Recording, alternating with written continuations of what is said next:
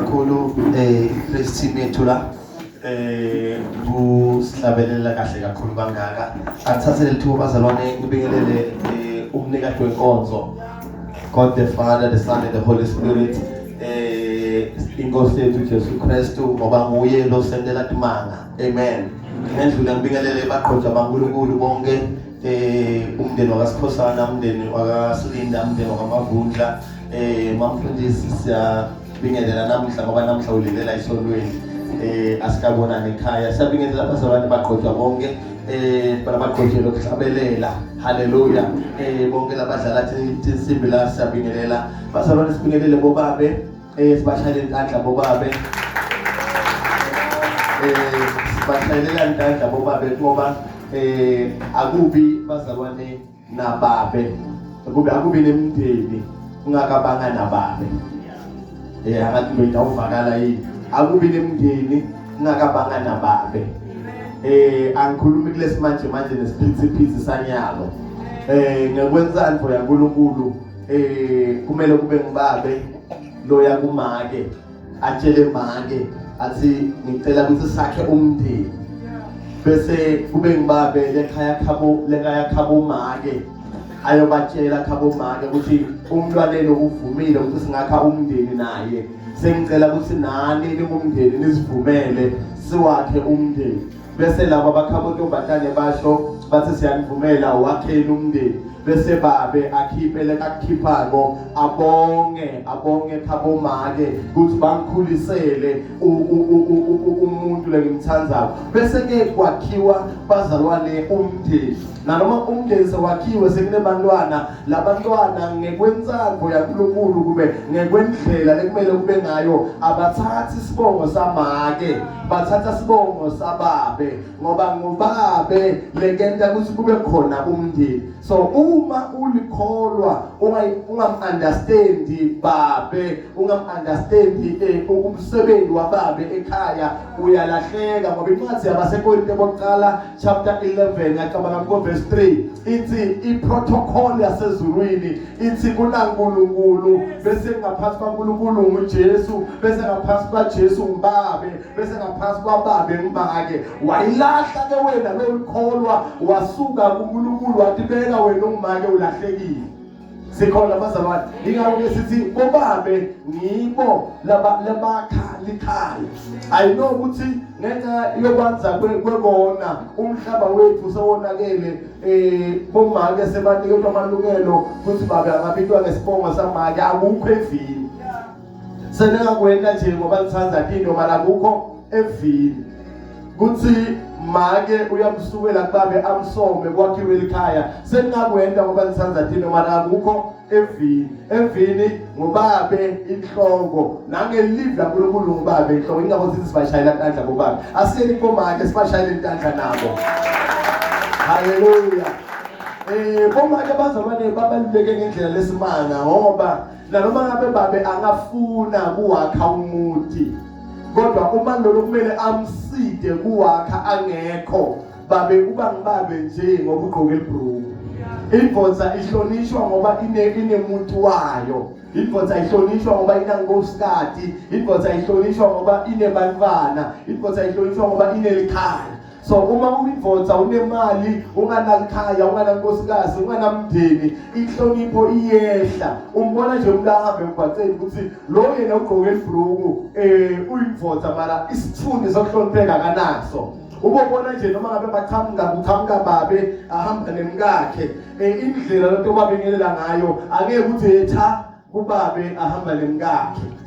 Nikhona bazalwane le into leyimenta lo babe abe nesithundi ngoba sekunemsiti lokhona la eceleni. So ingakho sisibomake babalekile ngoba ngaphandle kwabo lesithundi lekumele sibe khona kithi asikho. Lento yashaya nemnikati wendalo uNkulunkulu sekamdalile babambekile siphaya wambona babe toketilwane thiyathi dlalela umnanzi wambona babe umuntu ayedwa anestungu wathi babe akusikuhle incwadi yaGenesis chapter 2 verse 8 wathi akusikuhle ukuthi indvodza ibe njani ibe yodwa. So akusikuhle bazalwa ukuthi indvodza ibe yodwa ingakho ukhona bomake siyambonga ke bomake sibonga ikakhulu kade bomake lebayihlonipha indvodza uma umvuka sikhuluma sibonge wena, uma umzelela babuka kakho asibonge wena, sibonga imvotsa, sibonga make lekamhloniphako umyeni wakhe. Sikhona bazalwane sesingasa extend amavele sesikhambeka lelo enkengeni, sesingasa extend sibonge nema single parents. Bakhona bobabe le baba nawo umndeni ngebuthe bendlela noma bengayiphi indlela wasala sekasele yedwa. Asisuki isithundi ngoba ungene kahle uqale waba nomndeni. Bakhona bomake le baba nawo umndeni ngenxa yethi izathu lahlukahlukene basala sebasele babodwa. Asisuki isithundi ngoba sowusele uwedwa. Sibonga ama single parents lekumbabe namake le bamile bakhulisa abantwana kumnanzi kunyukela kubuhlobo kubusika ama single parents wonke siyabonga namhla ekseni. Sibonga bazalwane balabasha banqobelisa school. Amen. Ningathi shayela tandla futhi bazalwane. Ekseni ngifuna ukuthi ngisho ukuthi uNkulunkulu wethu uyamangalisa. Ungimangalisile nami. Ngime lapha phambi ngifuna ukumbonga nje ukuthi uNkulunkulu uyamangalisa. Ya uyamangalisa impela. Ngicela sivule live la uNkulunkulu ekseni encwadzini yeTaga Proverbs chapter 6 siyofunda verse 16. Proverbs chapter 6 siyofunda verse 16. Singayibeka ku 19. Taga 16. Taga 6 verse 16 siyofunda ku 19. Isithupha timbo letenyanywa ngusimakazi. Empeleni letisikhombisa uphambene nato kakhulu. Bazalwane asekaqhubeka nokufunda. Angisho ukuthi impilo iqala uma umntwana bazalwane angithi impilo yelikholo. Impilo yakabazalwane. Impilo yelikholo iqala uma umntwana alethwa uNkulunkulu kuthiwe atobusiswa. Iyaqala lapho impilo yelikholwa. Uma lo mntwana abusiswa because unikelwa ke manje ukuthi akabe ngaphansi kwaNkulunkulu. Lonke liplan leNkulunkulu lekanalo ngempilo yalo mntwana bazalwane liyaqala ke manje liyafezeka ngoba sowunikelwe ngaphansi kwaNkulunkulu. Noma ngabe kunjalo impilo iqala umntwana anikelwa uNkulunkulu, kuba khona timo letenta uNkulunkulu ukuthi akaqhubeke abusise lo mntwana, ambusise sesemntwana, ambusise sekamuyuthi, ambusise sekamzala, ambusise sekagugile. Le timo letimela ukuthi akabusiseke ngileti bazalwane lekumele sibofundisana ngato ngoba umuntu uyaba kuNkulunkulu ngoba wanikelwa kuNkulunkulu, mara uma atophambuka kulenzandvo yaNkulunkulu noma ngabe yena alikholwa angaphahli angajoli angajotshi anganathi angende noma ngabe yile kusono, mara uma impilo yakhe ingasamthokozisi lo lekumele imthokozise kuNkulunkulu kuyamenda lo mzalwane ukuthi impilo yakhe ihlangahlanganiswe ukuthi yena uyakholwa mara akasamthokozisi lo lakholwa kuye. Ujibude ukuthi ngoba mina nganikelwa kuNkulunkulu ngaba ngumntwana waNkulunkulu ngabhabhatiswa ngentiwa konke ngafundziswa konke, mara yini impilo yami ihlangahlangane kunetinto le umdali angasathokozi ngato ngawe. Uthi ke la ngakafundza abafundisi uthi tisithupha tinto letimnyanyisa kuNkulunkulu. uNkulunkulu wethu bazalwane uyanyanya. Wena njani bazalwane? Uyanyanya uNkulunkulu. Asisilazi bokushumayela lo. Uyanyanya uNkulunkulu. Ngoba uma sinekushumayela ukuthi uNkulunkulu uyanyanya, bazalwane bacabanga ukuthi uNkulunkulu ibhola. Into yokuthi uyambamba umdlaladlalise umene ngale nje ufuna ukudlaladlalisa ngayo. uNkulunkulu wethu uyanyanya. Incwadi yaGenesis ikuveta kucace ukuthi wanyanyiswa ngemanyala usimadvodza lana nemadvodza eSodoma neGomora wayibhubhisa yonke sekanyanyile uyanyanya uNkulunkulu wanyanyiswa ukuthi emaGibhithe agcilate ema-Israyeli wabafaka olwandle aphelela khona onke wanyanyiswa ukuthi boMiriam nabo-Aroni nalabanye laphaya edeserti bathelela Mose wavula umhlabathi baqhumukele emhlabathini baphila uyanyanya uNkulunkulu umfati waloti watshelwa kwathiwa sesiyaphuma nasesiphuma siya kendoda emandloti nasesiphuma siya kuphahla nasesiphuma siya kutshontsha asabuke emuva umfati waloti sekaphumile ashiye konke waguquka wabuke emuva wanyanya uNkulunkulu waguquka ngoba siduli sasawoti ngoba uyanyanya uNkulunkulu Simoshumayela ukuthi kunelithando uyabeketela wena konke sifuna sikushumayela ukuthi uyanyanya uNkulunkulu anyanye usesandleni sakhe usentendeni yakhe mara anyanyiswe nguwe uma wende asifuthe Tisitfupha tintfo letenyanywa nguSimakadze empeleni letisikhombisa uphambene nato kakhulu yes ngemehlo latiqhenyako bazalwane kunebazalwane le bebangenalutho ngisho zero bebangenalutho ligama lakho belingabalwa noma ngabe liqoqwa ngebantu endzaweni uNkulunkulu wathatha ungelutho waphakamisa wakwenda lutho nasekakuphakamisile emehlo akho aguquka angabi lamehlo lawa la uNkulunkulu wawafaka kuwe waba nemehlo ukuthi qhenya kusina ubuka umuntu leso ngoba wena sewunelutho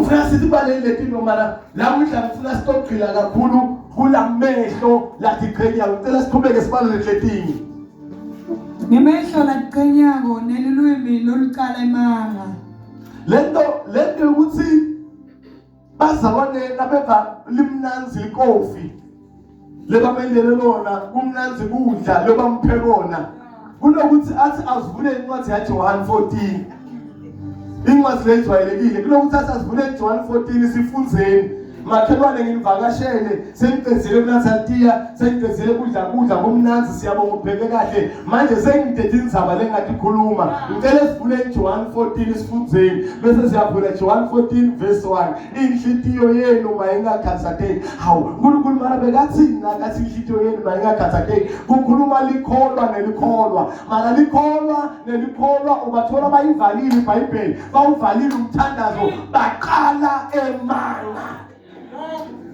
uyanyanya uNkulunkulu ngemzalwane loqala emanga akukhathalekile ukuthi umbishop lomkhulu kangakanani akukhathalekile ukuthi esontweni lakho awatiwa unumber 0 kangakanani awatiwa ukuthi akukhathalekile ukuthi watiwa kangakanani noma nami ngingumfundisi ngishumayela ngaqala ngayekela iBhayibheli ngayekela kushumayela ngayekela umthandazo ngayekela ku-advise abantu ngaqala emanga ngafika kuBhutsaba ngasuka uyanyanya uNkulunkulu ngemzalwane onjalo amen asiqhubeke nembulali walode licala asiqhubeke nengqondo lebumba emacebo ebubi nemuntu lothanza lobubi uyathi ukuthi kunemuntu le are very intelligent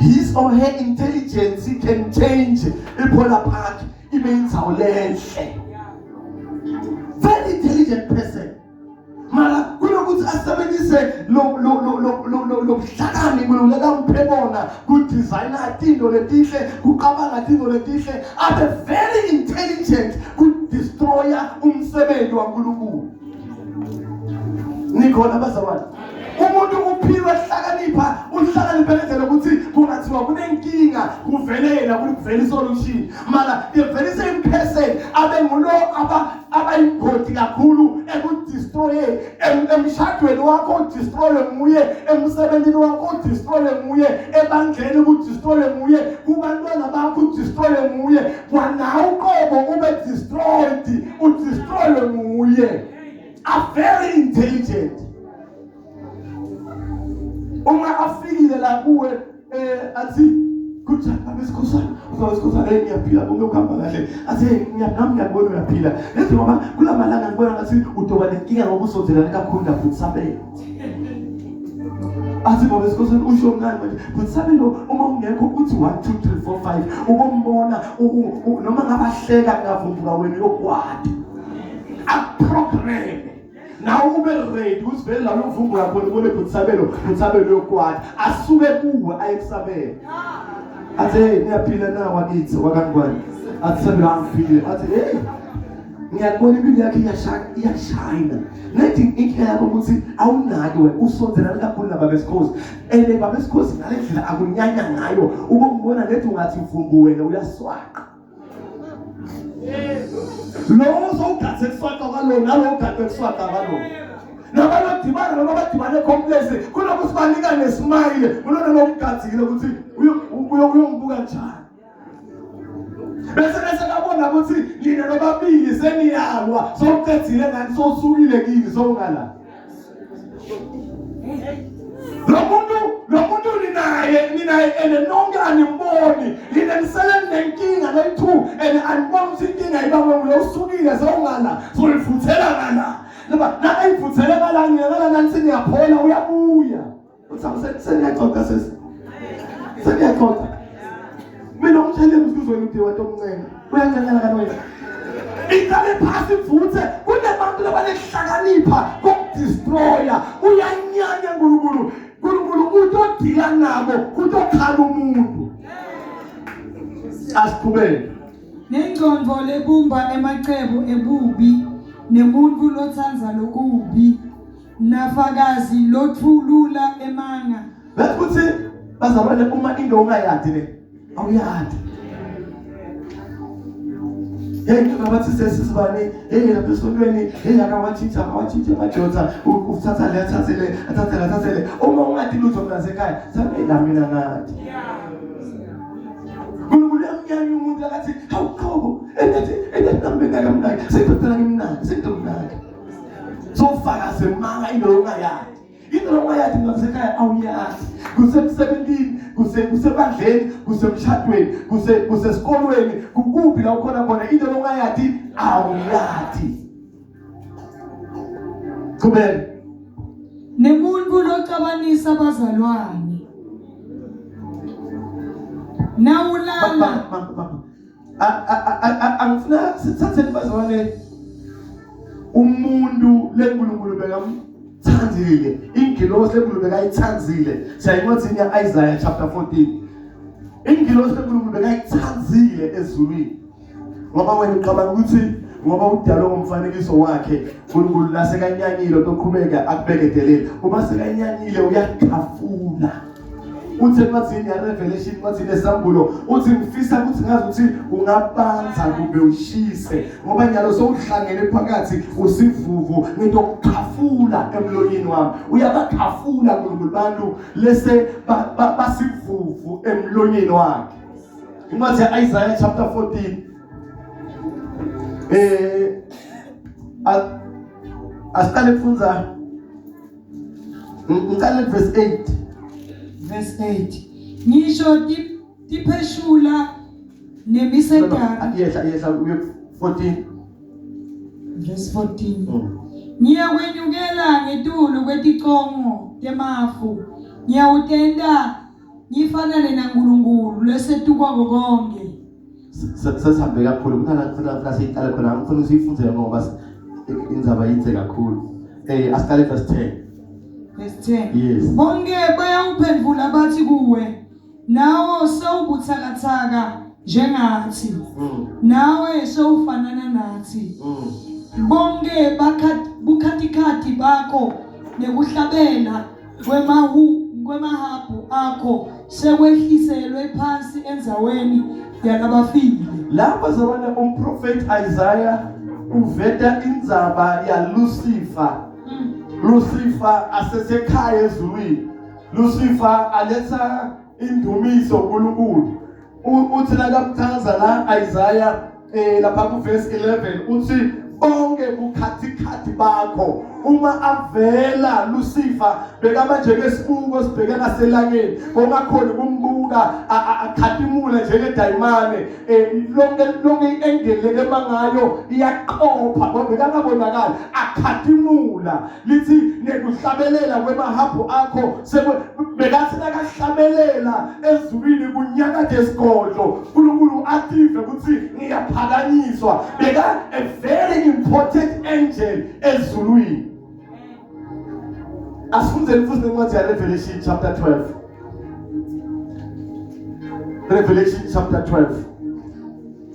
Zimchaze ukuthi bekabaluleke kangakanani bekanjani. Asiqale ku verse 8. Verse 8. Kodwa bebehlulwa. Okay, qala 7. Kwesuka impi ezulwini. Mikaeli netingelosi takhe balwa nanyoka ngwenya. Nyoka ngwenya akanye netingelosi takhe naye walwa. Kodwa behlulwa. Baba, sabe sinale ngifuna kuveta lento kahle. Ezulwini bazabane Lucifer bekaneketa iworship uNkulunkulu njengoba Isaiah amchaza athi bekakhatimula anemahabhu umthimba wakhe uma ahlabelela bekuphuma lonke isound kuye liyakuveta lokho eBhayibheli la ku Revelation lithi wabe sekuba khona impi ezulwini ku verse 12 chapter 12 ku verse 7 lithi lempi ibamba ukuthi Lucifer wabe serecruiter tingelosi wathi nini tingelosi anisafanele kudumisa uNkulunkulu uqala emanga uba nemehlo okuthi qhenya uba ngumqabanisi uqabanisa tingelosi emakherubhini naserafini waqabanisa nabani naNkulunkulu kubelwazini entaka chapter 6 afunde khona ku verse 16 lithi izithupha tino uNkulunkulu letimenda anyanye into yokuqala leyamnyanyisa ngaLucifer waba nemehlo ekuthi qhenya watibona sekaphakeme watibona sekamkhulu ukuyabona ukuthi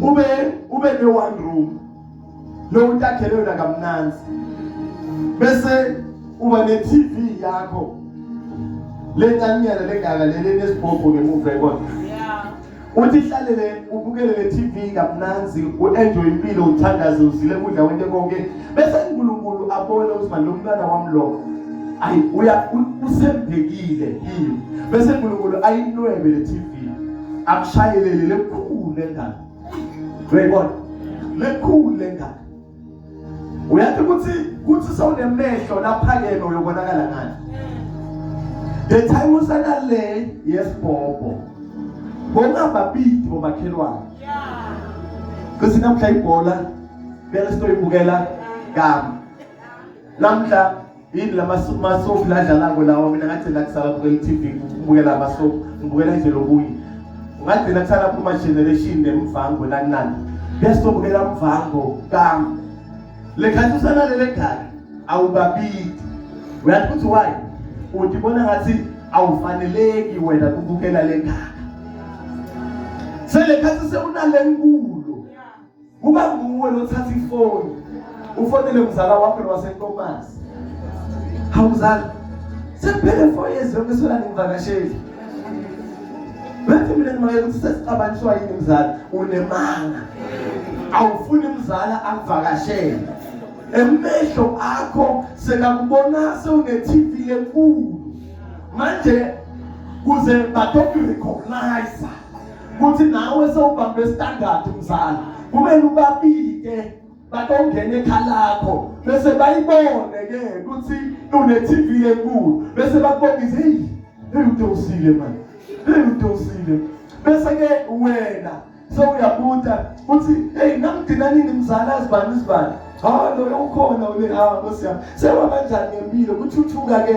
Athi sesi kuphi? Awune TV nje lengathi iyaqaqanya nakude. Ngoba wena sewunale lengu unemehlo ekuthi khanya. The time usahamba ngale moto awulayishi muntu. Lekhathi uNkulunkulu sekakuphe isikhathi. Sekuthi ustarta ku-efonini ku-app uvule ivalo ku-app naso udibana nabo uze ume. Uthi mzala uyesondele. Awuyesondele mzala. Manje lekhathi uthi ubhadala ngedwa ipetrol ubashiya ngoba lento beyingakwenza ube nemehlo ukuthi khanya. Mara ngoba sewunemoto lesezikeni sewufuna balayisha bonke. Uze nasebakhele bathi imnazi ithakongisa bese lamehlo ayaphaka uyabanyanya ngokuthi abantu abanjalo. Lomnye babe uke wafakaza umqoqo uke wafakaza babesinda athi lomnye babe wayothenga impahla lokudura overseas wabuya ngathi igqokile titihle tidura tiqathula kalokusho konke kwakalokusho ungagqokile nje vele close to 100,000 amile. So ubita leti dawu tenzawo labantu lebangathi sivele abayinzawo bathi phila ukunatha tshwala kuyababita bathengela tshwala labana abafika lapha bajabulele tshwala nenyama babhizi ngetshwala nenyama babhizi ngetshwala ubathi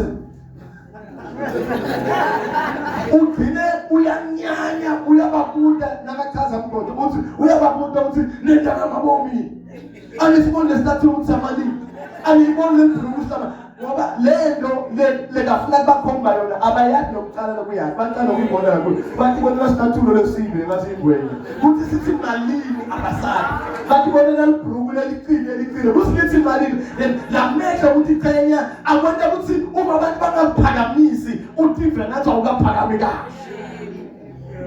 naLucifer naye wabanjalo ezulwini ngoba beka lokhu adumisa akhathimula nakavela nakahlabelela kuvele emaphimbo ngalana manje ludumo bekangalithoyi uNkulunkulu bekavele ajabule yena uNkulunkulu eletingo letifuna kwetiwa nguye mara angamdumisi kuLucifer. Lucifer waqala waphakama. Number 2 waqala emanga waqabanza ingilosi naNkulunkulu ukuthi buka tino lotendako ikakhulukazi mosofuna uqabanza abantu naNkulunkulu wakho. Revelation lasifunza khona lithi kwasuka imbi ezulwini. Asiqhubeke ngale kuRevelation chapter 12. Kwasuka imbi ezulwini. Yes. Mikhaeli netingelosi takhe balwa nanyoka ngwenya. Nyoka ngwenya akanye netingelosi takhe naye walwa. Kodwa behlulwa bonyoka ngwenya kwabade indzawo yabo ezulwini. Bakhoshwa kuphi bazalwane ezulwini? Yes, qhubeka. Nyoka ngwenya lomkhulu walahlelwa phansi. Le yanyoka yasemandulo lebitwa ngekuthi ngumhlebi noma yini lenye uNkulunkulu layinyanyako umuntu loqalemanga umuntu lohleba. Lenye into leyamenda walahlwa Lucifer ukuthi bese kangumhlebi ezulwini. Qhubeka. noma nguSathane umkhohlisi wemhlaba wonke wajikijelwa phansi emhlabeni kanye netingelosi takhe. Qhubeka. Ngeva livi lelikhulu ezulwini lithi nyalo insinziso nemandla nebukhosi sekwaNkulunkulu wethu. Weva livi ezulwini kuthiwa nyalo insindiso nemandla nebukhosi sekwabani sekwaNkulunkulu ngoba bese kathathe insindiso nemandla nebukhosi wakwenda kwangazuthi kwakhe. Sekathele ingilosi athi nibobona kungadumisa mina kwendekani. Nasebabadleni sinabo lebahamba baphakame baze bafike lapha. Bathi ngimani ngiyabona nje abancinci mina kahle kahle ubongiva. Lethi ngabamba imic sevethi ngibamba imic. Kuyabonakala. And once waba kule stage leso ubese ubanga ukuthi noma ngabe uNkulunkulu akafuna kukwendela ini akwenyanye anyanye wena nokuthi wena usebenzela yena ngoba somsebenzela ngemehlo okuphakama nebafundisi bakhona labajama ashumayele kahle umdodwa kaNkulunkulu washumayela wayibeka indzaba yaba clean eva kahle ukuthi akudzinga afake shukela na spice na 6 can ngoba yonke into yamalanga 6 can akudzinga afake na 6 can kule message asukume yathi message ikhona ukuthi message imfakele iclean clean ayinekile nemdedla ayifuni lutho asukume akhulume ngemnikelo efebashada nje emnikelo nakhuluma phela 10 minutes lo bekashumayela ngokuzila lona kasukuma ngoba unemehlo ukuthi icheke ukuthi yena uyatiwa kuthi sesikasukuma mile bahlokoma lo ukhulume ngokuzila akhulumela ngemnikelo bashaya intandla baboreke lo mnikelo ayibona sebabhorekile atshintshe akhulume ngekuthandaza athinte amaphoyinti okuthandaza basukume bashaya intandla baboreke kulomthandazo kuphele 10 minutes atshintshe kwalaphi ukuthi ludumo silinike uNkulunkulu mihla yonke bakhona nebantu ngisho even ngala praise team uma ipraise team ethi ngathandaza siyayibonga lela namhla ukuthi ithandazile ihleli yaba nesikhathi naNkulunkulu bahlabelele praise team kube mngathi bahlabelele lo one ahlabelele kuvakala ukuthi hayi manje sesifikile yes naka sathi uyaqala umshumayela sathi bazalwane ngiyanibingelela athi lo ngeke phela ngeke nami ngale ayiqale nisuyayithetha umgqojwa wemsuku lekumele toshumayela emele umye 10 minutes la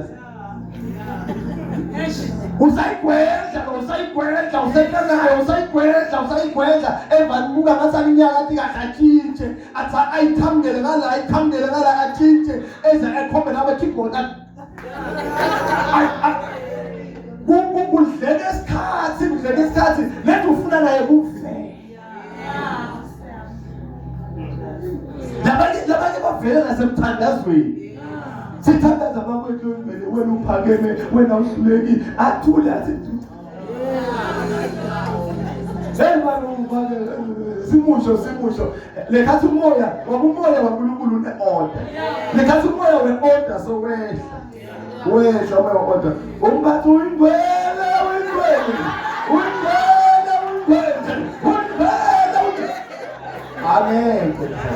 Angeke uNkulunkulu we-order sihamba sonke kahle sesiyaphola sewona ngikhali uyingwele and le voice iyavakala ukuthi besingaqhambi nayo le labanye ama-voice abo uyuva ungaphandle ukuthi usabele uthandaza uvele ukuthi uye mara uvele ubheka lokathulile nabo sesiyabona uba uyingwele akusho ukwenza njalo uba uyingwele nomuntu lo akahambi nemoya waNkulunkulu ufuna kuvela hayi ngoba vele ufuna kuvela sesiyathula ke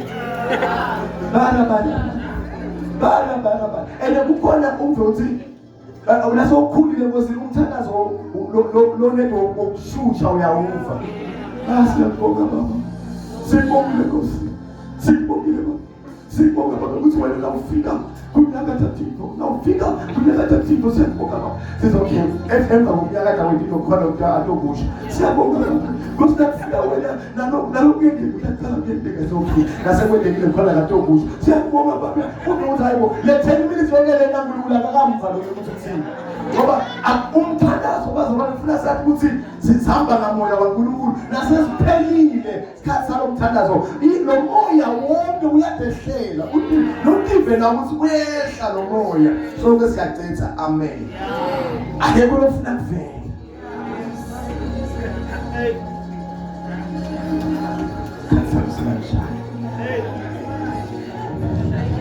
asibele lapha ku-Isaiah chapter 14 asale sikhuleka verse 12 Isaiah 14 verse 12 Isaiah 14 verse 12 Maye lokuwa kwakho ezulwini. Awu kwenkwenkwe yekusa, vothana yensathakusa, ugeqiwe walahlwa phansi. Wena lo ake walalisa tive lunja. Ukhulume enhlitweni yakho wathi nayi into lebekayikhuluma Sathane. Sibamba yona bese siyemthandazweni. Qhubeka. ukhulume enhlitweni yakho wathi ngiyakwenyukela etulu ezulwini. Uthe Sathane indlela yafuna kuyenda. Uyabona ukuthi ubathi uyahlabelela wendani akarecognize akadunyiswa. Wathi ezulwini sowufuna kunyuka. Yabona noma yathi position yakho. So ufuna kunyuka ezulwini la naye utibone sekavelile ukuthi udalwe njani akade. Mara so ufuna kunyuka. Qhubeka. Ngiyawuphakamisa sihlalo sami semkhosi. Lesihlalo sakhe kuyasibona ukuthi siphansi. Ngoba nakathi uyosiphakamisa so ukuthi uyasibona ukuthi sinjani siphansi. Uthi ngiyawusiphakamisa ebazobe kunebantu lebathi phakamisako. Angahlali lapho. Qhubeka. Sibe ngetulu kwetinkanyeti taNkulunkulu. Ngiyawuhlala esihlalweni semkhosi etuwendzaba yenhlanganiso yabonkulunkulu. Esiqongweni sendzaba lengcwele. Ngiyawanyukela ngetulu kweticongo temafu. Ngiyawutenda ngifanane naNkulunkulu lesetuka konke. Uthi yena uyotenda yena afanane naNkulunkulu. Kunebantu bazalwane nasemhlabeni siyababona uma bangena kumele libandla lisukume. Madoda amathara lahlonishwa emakhaya yabo ngathi kungena president namacileni kushathwe i-kind of honor esingeni kwena. Situlo sayo uyabona nanoma ngabe singakhe auditorium lengakanani yabona situlo sethu kumele singabi ngesihlukile kunasalabanye. Uma kuthi nifuna ukusithengela bosofa akuphumele onke ama plastic kungene bosofa bonke. Senjoba labanye bazalwane bayakulahlisa. Uvaye ucotsha uNkulunkulu yabona de wesithulele ngakhona lesebeni. Yakusavuma ukuhlala esitulweni seplastic. Manje ngisengihamba ngapha ngadibana lesinya niyofaneleka sekuhleli wena sekuhleli imali senibeke itafula leli uniyofaneleka baba. Awumaziware into bhadala. Nawu buka ukuthi awubhadali uyobhadala yena uyofaneleka. Ufaneleka nampela njani? Sena msengiyavuma sekulanzwa goma wesofa lokukhulu ngaka sekukhwetshiswa lama plastic sekuyabekwa kuthiwa lesi samfundisi namamfundisi.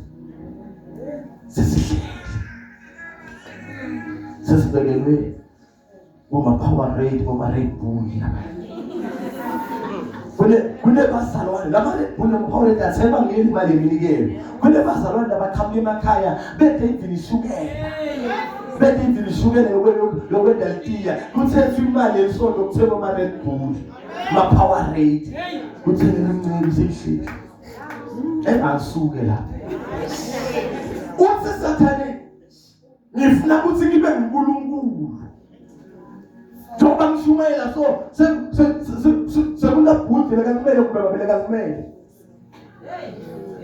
Umjulu angisakhona ukuthi sulamjuluko. Angisakhona ukusukuma neBhayibheli lami la nto ibekela la. Kungono kuna baba ngiyamthanda ngoba asimthuku uyatithandzela uyatendela. Nanto shumayela mina ngicela ngimkhayide ukuthi ungakuphi ngoba kamkhayide angazabona ukuthi wonke umfundisi uyathi ngqi. Etazabona ukuthi uyayithanza lenkonzo yakhe alithanda. Into lenjalo awukathi phakamisa ngaye naye nguyele kathi ifisele. Angeke uyinanze le mara mina sengicela ngimthayime. Ngeke ngathi angikoshumayela ngibona bhekele ephela sekhala phambili ngoba ngiyayisaba bazalwane akusilo mina kwendabo mara ngiyayisaba into ngoba into ingena kancane kancane the day angeke angibambele ngaze mhlamba akakaboni ukuthi kuyamina ngize ngibe ngiyofika la namhla ngikwathele seyisukile njalo. Siyabonga baba wena usiphathele amabhayibheli siyabonga. Kunabantu bazobane lebafuna ukuphakama babe ngoNkulunkulu mara basemhlabeni. Umuntu kuthi lethe ukubeka esandla waphizwa uNkulunkulu kumele unikele imali. Bethi kuthi nje ngibeka esandla ngathi ngegama lika Jesu uphila waphila sekumele ungibhadale. And abantu laba bahypnotizile is it the right way laba abafundile. Laba bahypnotizile engqondweni. Bayabatshela bathi kuze ungibona mina biya na 7,000. Umuntu ahambe aye ebank ayendi loan 7,000. Abuye ngethathe ubona mina. Afika nginike 7,000 lebuzo uyongibona. Bese ngikhuluma into lengekho umbhezo kodwa bese ngikunkulunkulu lokubusisa konke ukuthi uhamba kahle. Hey wara bese ngibeka isandla ajike uma uphile kahle la ake uzuyende leyo. Kunabantu abathetha ngoNkulunkulu emhlabeni. Asiqhubeke bese sizothandaza. Uthele bani? 14. Yes. 15. Kodwa sewehliselwe phansi enzaweni yalabafile emajukujukwini emgodi. Bazalwane imessage yesuku. Uma uNkulunkulu uke wakuphakamisa sihlobo sami. Ungabakhohlwa bantu. Uma uNkulunkulu uke wakuphakamisa ungabakhohlwa bantu. Ngiyiphinza kuzobeka i3. Lithi lapha verse 15 wehliselwa emgodini enzaweni yabafile ngenxa yemehlo lathi qabhako ngenxa yokuthi uphakamisa ngenxa yokuqhabanisa. Uma uNkulunkulu sakubusisile ungabakhohlwa ini bantu. Siphila emhlabeni ukhona umuntu lakathi nakathole 10 rand akakhona kwenda into lenkulu nga 10 rand. Wena uma ngabe 10 rand kuwe kuyimali nje yokuthi noma ngabe uyitholile uyiphosa lapha ya etafuleni ku coffee table kube kuphi ungabe somthathela phansi lo le impilo yakhe around lo 10 rand. Ngamanye amagama la uNkulunkulu akubeke khona ukubeke ukuthi wena ube sibani sekukhanyisela laba labanye bathi bantu. Ungakhuphuki istepisi ngebantu kodwa bathi bantu. Ubathi bantu njani? Umuntu bazalwane akanaze abesigila sakho ukuze kubonakala ukuthi uyamsita. Uyakhumbula kathi safunda esikolweni umuntu bekaqhamuka na 1 rand lesasikhathi emakota uzathenga ngo 15 cent lamalini aqhamuke na 1 rand lethi ngoba lo 1 rand uqhamuke naye ngiyakhumbula lo 1 rand wephe uqhamuke naye bese ke athi hamba uye lapha ungathengi lapha kumake khosi iasha yakhe baba kakhulu uthenge kumakela nkuni ngalaceleni ukumakela nkuni khona. Oh, ngesikhathi uthenge kumakela nkuni ngalaceleni mina ngithengele ikota lemhlophe. Umuntu leka nelithando nelivelo utothi ngifuna kuyothenga amakota ngingakuphathela lenjani asibabele brown bafanele asha athi yebo ngaphathele njani asile mhlophe bafanele asha athi yebo bafake ibalo ngithangani ngimleke nemali ngithatha imali yami lenayo ngambe ngiyothenga yami kodwa ngithenge laba lebathengele sengiyabuya ngiyabapha ngiyabaseva. Umuntu lekade iphakamisako ukhipha lo 1 rand athi mina ngifuna lenje hamba wena uyosithengela. Lethi ngoba anginamali akusho ukuthi sekumele ngibe kunaligama ngale ukuthi ngalibila mara kumele bathi sishows ngathi ukuthi ngalibila njani.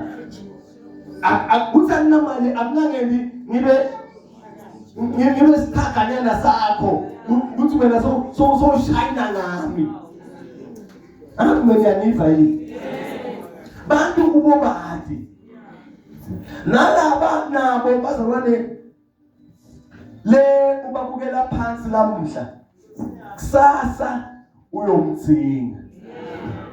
Angiphizi nalabo babukela phansi namuhla kusasa uzowenza njani uzobathini siyaphakama sema ngithi yawo mangifundisi siyacela ukuthi usikhulekele